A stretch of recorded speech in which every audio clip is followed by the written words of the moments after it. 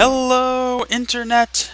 My name is Shalthis from the GKick Podcast, and you are listening to ShoutStone, the Hearthstone Shoutcast network. I will be recording and playing and shoutcasting over a bunch of Hearthstone games, and because the game is not quite out yet, we have to work with what we have available to us. And because of that, we are going to use a little bit of the Fireside Duel footage provided by Blizzard to cast a couple games, just so you can kind of get an idea of what this channel's about and what you can expect to see. And I hope you have a good time. I'm gonna have a good time. So you've probably seen have seen some of these matches before, some of these games before on the live stream or on their YouTube channel. But oh well, it is what it is. Let's dive into it, shall we? We are going to be playing we're going to be casting a Warlock versus Druid affair. So let's dive right into the game. Here we go. Malfurion versus Gul'dan. Warlock versus Druid. Game is on. So let's take a look at the cards he has available to him right now. Pretty handy deck, but he's got two flesh-eating ghouls. He's probably going to drop one of those so that he can get a slightly more diversified hand, and he does indeed. What does he get? Doomguard, a nice good mid-cost minion for about the later point of the game. Nice to throw out there. Let's see if he actually uses it. And here we go. Game on. So it looks like he does have that Goldshire Footman out there. Very low-cost minion, a little bit of health, good way to absorb some early damage, keep the enemy's focus off of your hero. So a smart move to get that guy out on the field right away. Only one mana, what else are you going to do? Nothing. Pint-sized Summoner, very good card. Every minion that's played while that minion's out will cost 2 less. So Gul'dan will want to get rid of that minion really quickly. And I think he's looking at Chaos Bolt to do just that. Indeed he does. Ba-boom! And an attack. So gets rid of that Pint-sized Summoner right off the bat. A very smart move. Don't want to leave that on the field for any longer than you absolutely have to. Wild Growth will give Malfurion an extra mana crystal going into the next few turns. So he's going to have that +1 mana advantage, which can come into play later in this game to play some high-cost cards earlier than his opponent. So it's a very smart move to play that card, get some extra mana early. Flesh-Eating Ghoul going to hit the field. Now we wait to see. The minions are stacked. They're waiting eagerly. Hit that gong. Gul'dan Auctioneer. Excellent card to have out there. The effect, pretty handy if you got a spell-heavy deck. Druid, good for that. Mage, any card where you're going to have a lot of spells casting that's going to grant you more cards is really handy. The more cards you can have in your hand, the better. More options, more currency. It's fantastic stuff. Sense Demons being played. A Succubus and a Voidwalker coming into the hand. Voidwalker, very cheap. Another high-health taunt minion. Good to be the target of damage. So I think we are going to get some damage being dealt to Malfurion. Well played. Still very early in the game. That kind of damage can really be negated very easily. Oh, but Swipe's going to be hit. That's going to do some pretty big damage across the board. And it will indeed nearly clear the field. Popping the Hero Power Shapeshift, he's going to do a little bit of damage to the Footman, who is going to fall. And the Gul'dan Auctioneer will finish off his opponent. Jaraxxus. Very nice high-end game card. So if our Warlock player gets into trouble late in this game, he's got Jaraxxus there. He can pop that and come back to 15 health and some pretty significant powerful cards. Or powerful abilities, I should say, to inflict damage on our Druid opponent. So here comes Felguard, Taunt, Battle Cry, couple of mana, and a nice sizable amount of health to absorb some damage there. Looks like we're going to get another Chaos Bolt. Oh, to buff. He's going to buff with that Chaos Bolt. Very nice. Smart move there. Let's see what we get now from Malfurion.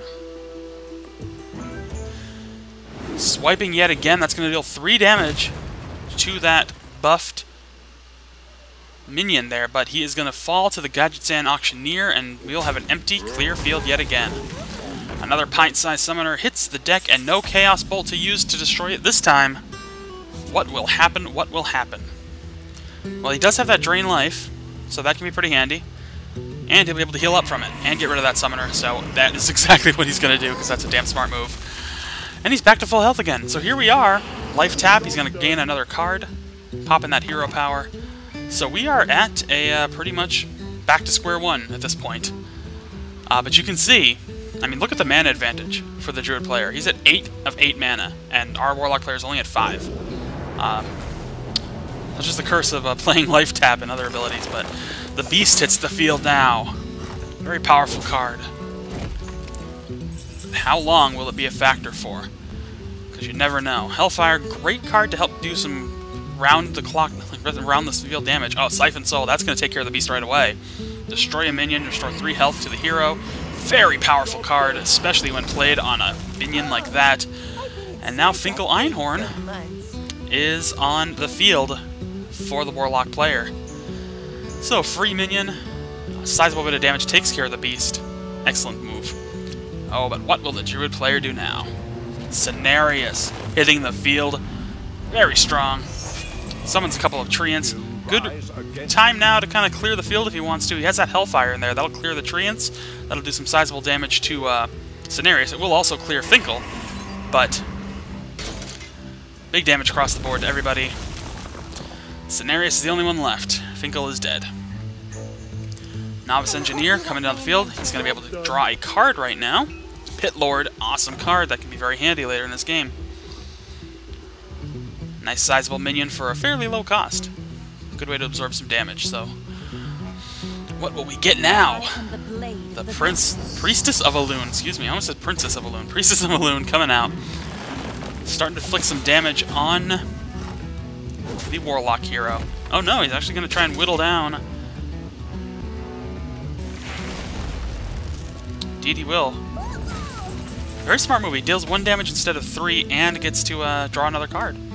So, keeping an advantage here for the Druid player. Even though the... Yeah, pretty much he's in the advantage right now. He's got the higher amount of health. Got the minions on the field. Pretty high cost minions too. High health minions. What will the Warlock do? Pit Lord can hit the field. That's going to do some sizable damage. But again, like I said, he's got Lord Jaraxxus, which you can play on next turn to get him back up to 15 health if this ends up not killing him.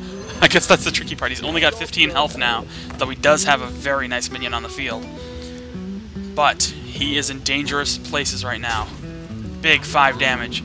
Big 5 damage. May have regretted making that decision. Oh my, Wrath is going to come out. That's going to knock him down to 2 health. What else can the Druid player do to kill that 2 health?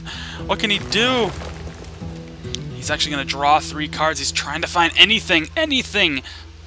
But he can't do it. He only has to attack. He's going to leave him with 1 health. That could be a huge mistake. He has left him with 1 health to spare. That is just enough. That's all he needs to summon Jaraxxus and possibly turn the tides of this game. Here comes Jaraxxus, Aragorn Lord of the Bird... Whatever. I didn't want to interrupt him, but I actually ended up doing it anyway. Here we go. Things are getting hot now. What will we get? Well, we will get a death for Cenarius. Malfurion knows he may be in a rough spot. Damage being inflicted. The Warlock player may finally be in the upper hand in this game. Maybe some serious stuff. Ragnaros coming out. At the end of this turn, he will deal 8 damage to a random minion or enemy player. So let's see who eats it. And it will be that Fire Lord, or that Pit Lord. Soulfire coming out. Could play the Succubus. He will have to sacrifice a card. Could be the Doomguard, could be that Soulfire. I think it's worth it. And it will be the Doomguard. Bye-bye, Doomguard. Nice knowing you. But here we go. 20 health left. He's going to summon a 6/6 Infernal. That's a great hero power for Jaraxxus, but as a late game, that is a ability you play when you are done and you are ready to finish your opponent off. And I think Jaraxxus is ready to finish his opponent off. Big 4 damage dealt to Ragnaros. Here we go again. What will the Druid player do? Baron Geddon comes out. Oh, and a big key healing touch being played by Malfurion there. Gets him back up to 20 health. Huge 8-strike hit. Ooh, things are looking interesting.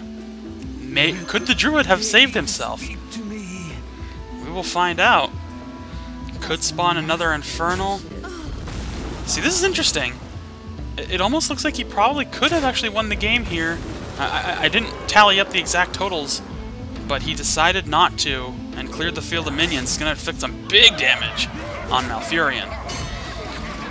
So he may just be delaying the inevitable conclusion, but you never want to give your opponent any more chances than they already have, especially not knowing what's in that deck. Another healing touch, very important. However, if he doesn't clear the field, it's not going to be enough, but that big 10 damage minion is only down to 1 health. But if he attacks, he could be... Oh, another big heal. Smart move. Twisting Nether. Don't think he wants to play that. I'm going to go out on a limb and assume he does not want to play that. Another Inferno on the field. Ooh, big damage. Malfurion down to 6. What is he going to do?